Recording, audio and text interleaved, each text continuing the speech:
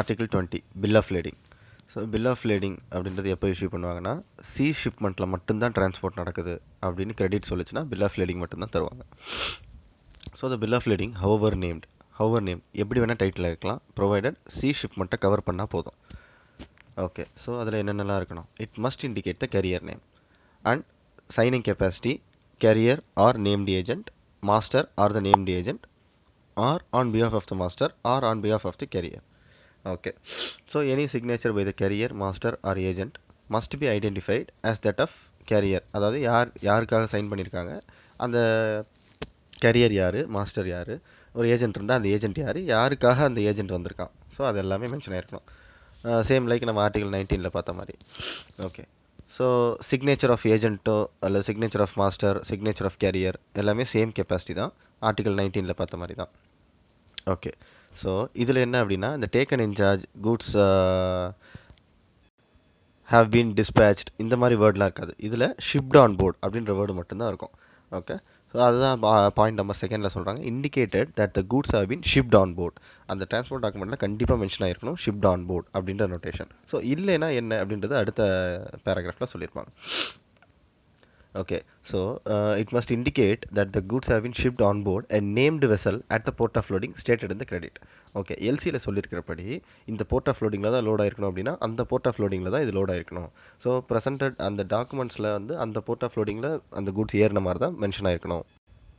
அப்படி shift on board அப்படின்னு ஒரு நொட்டேஷன் இருக்குது அப்படின்னா அது எய்தர் ப்ரீ பிரிண்டட் வேர்டிங்காக இருக்கலாம், அல்லது தனியாக ஒரு ஸ்டாம்ப்பு, அந்த மாதிரி சீல், அது மாதிரி ஏதாவது ஒரு ஆன்போர்ட் நொட்டேஷனாக இருக்கலாம். ஓகே, ஸோ இதில் எப்படி இப்போ ஆன்போர்ட் நோட்டேஷன் இல்லை அப்படின்னா the date of issuance of the bill of lading will be deemed to be the date of shipment. Okay, இப்போது அந்த ஆர்டிகல் 19 பார்த்த மாதிரியே இன்டெண்டட் அப்படின்ற வேர்டு வெசலுக்கு முன்னாடி இருந்தது அப்படின்னா கண்டிப்பாக ஒரு ஆன்போர்ட் நோட்டேஷன் இருக்கணும். அந்த ஆன்போர்ட் நோட்டேஷனில் என்னென்ன இருக்கணும்னா எந்த வெசலில் எந்த டேட்டில் இந்த ஷிப்மெண்ட் ஸ்டார்ட் ஆச்சு அப்படின்ற நோட்டேஷன் கண்டிப்பாக இருக்கணும். தேர்ட் பாயிண்ட் என்ன அப்படின்னா இண்டிகேட், அதாவது இந்த transport document, bill of lading transport document must indicate shipment from the port of loading to the port of discharge as stated in the credit. எல்சியில் வந்து சென்னை டு ஆஸ்திரேலியா அப்படின்னு சொன்னால் சென்னை டு ஆஸ்திரேலியா அப்படி தான் இந்த டிரான்ஸ்போர்ட் டாக்குமெண்ட்டில் இஷ்யூ ஆகிருக்கணும். Port of loading Chennai, port of discharge Australia, அது மட்டும்தான் இருக்கணும். அதே டிரான்ஸ்போர்ட் டாக்குமெண்ட்டில் வேறு ஃபீல்டில், அதாவது place of taken in charge, final destination அப்படின்ற ஃபீல்டில் எது வேணால் ஃபில் ஆகிருக்கலாம். அதை பற்றி எந்த ரெஸ்ட்ரிக்ஷன்ஸும் கிடையாது. அடுத்த point, if the bill of lading does not indicate the port of loading stated in the credit. இப்போ எல்சியில் சென்னை சொல்லியிருக்கான், பட் இங்கே போர்ட் ஆஃப் லோடிங் சென்னைன்னு இல்லை அப்படின்ற பட்சத்தில், அப்படி இல்லைனாலும் போர்ட் ஆஃப் லோடிங்க்கு முன்னாடி இன்டெண்டட் அப்படின்ற வேர்டு இருந்துச்சுன்னா ஸோ அப்போ அந்த இடத்துல ஒரு ஆன்போர்ட் நோட்டேஷன் வேணும். அந்த நொட்டேஷனில் என்னென்ன இருக்கணும் அப்படின்னா 3 விஷயம் இருக்கணும். டேட் ஆஃப் ஷிப்மெண்ட் இருக்கணும், எந்த வெசலில் லோட் ஆச்சுன்னு இருக்கணும், எந்த போர்ட் ஆஃப் லோடிங்கில் எக்ஸாக்டாக இருக்குன்னு இருக்கணும். ஸோ இன்டெண்டட் அப்படின்ற வேர்டு வெசலுக்கு முன்னாடி இருந்தது அப்படின்னா 2 நொட்டேஷன் போதும். அதே இன்டெண்டட்ன்ற வேர்டு போர்ட் ஆஃப் லோடிங்க்கு முன்னாடி இருந்ததுன்னா 3 நொட்டேஷன் இருக்கணும்.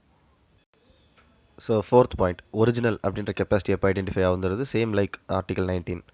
Fifth point, terms and conditions, அதுவும் சேம் லைக் ஆர்டிகல் 19 தான். Sixth point, contain no indication that is subject to charter party, same like article 19. Okay, அடுத்த பாயிண்ட், பி பாயிண்ட் என்ன சொல்கிறேன்னா, for the purpose of this article transhipment means unloading from one vessel and reloading to another vessel. நம்ம அதில் பார்த்த மாதிரி தான், ரோட்டில் வரும்போது ஒரு ட்ரக்லேருந்து இன்னொரு ட்ரக்குக்கு மாற்றுறதோ, அதே மாதிரி இதில் சி ஷிப்மெண்ட் மட்டும்தான் இருக்கிறதுனால ஒரு வெசல்லேருந்து இன்னொரு வெசலுக்கு மாற்றுறது தான் டிரான்ஸ்ஷிப்மெண்ட்னு சொல்கிறாங்க. ஸோ இதில் டிரான்ஸ்ஷிப்மெண்ட் அந்த கேஸில் வந்து எல்சி சைலண்ட்டாக இருந்தாலும் பில் ஆஃப் லேடிங்கில் டிரான்ஸ்ஷிப்மெண்ட் ஆகிருக்கு அப்படின்னு சொன்னால் அலௌடு தான். எப்பப்போ அப்படின்ற கேஸில் அப்படின்னா கூட்ஸ் எந்த மோடில் எந்த மீன்ஸில் வந்து ஷிப் ஆகிருக்கு, அதாவது இப்போது ஒரு சில கூட்ஸ் வந்து கண்டெய்னரில் ஷிப் ஆகும், ஒரு சிலது ட்ரெய்லரில் ஷிப் ஆகும், ஒரு சிலது லேஷ் பார்ஜில் ஆகும். இது இல்லாமல் கண்டெய்னருக்குள்ளே போக முடியாத அளவுக்கு கூட்ஸு அல்லது கம்மியாக இருக்கிற கூட்ஸு, அந்த மாதிரி கூட்ஸ் எல்லாம் வந்து இதில் எந்த ஒரு மோட்டும் யூஸ் பண்ணாமல் அப்படியே சும்மா ஷிப்பு மேலே ஏற்றி வச்சு இது பண்ணுவாங்க, ஷிப்மெண்ட் பண்ணுவாங்க. ஸோ அந்த மாதிரி கண்டெய்னர்லேயோ ட்ரெய்லர்லேயோ லாஷ் பாஜ்லேயோ போகாத குட்ஸ் இருக்குது, அதுதான் வந்து எல்சியோடைய ஷிப்மெண்ட். அப்படின்ற பட்சத்தில் எல்சி சொன்னாலும் சொல்லலைனாலும் டிரான்ஸ்ஷிப்மெண்ட் அலௌடு கிடையாது. ஏன் அப்படின்னா இது ஒரு பெனிஃபிஷரிக்கு வந்து ஒரு பெனிஃபிட். எப்படி அப்படின்னா இப்போ கண்டெய்னரோ ட்ரெய்லரோ லாஷ் பாஜோ ஓப்பன் பண்ணி உள்ளே இருக்கிற குட்ஸை வெளியே எடுக்க முடியாதுன்னு ஒரு ட்ரஸ்ட் பேசிஸ். ஆனால் கூட்ஸ் வந்து கண்டெய்னர்லேயே இல்லை அப்படின்றப்போ எங்கெங்கெல்லாம் டிரான்ஸ்ஷிப்மெண்ட் ஆகுதோ அப்போல்லாம் கூட்ஸ் வந்து குவான்டிட்டி மிஸ் ஆகிறதுக்கோ இல்லை குறையிறதுக்கோ வாய்ப்பு இருக்குது.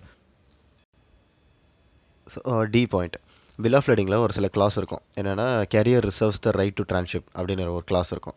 அப்படி இருந்தாலும் பிரச்சனை கிடையாது. அது ட்ரான்ஸ்ஷிப் ஆயிடுச்சு அப்படின்ற ப்ரூஃப் அப்படின்றதுக்கெலாம் இல்லை. அந்த அந்த அப்படி ஒரு வேர்டு இருந்தாலும் அதை டிஸ்ரிகார்ட் பண்ணிடலாம்.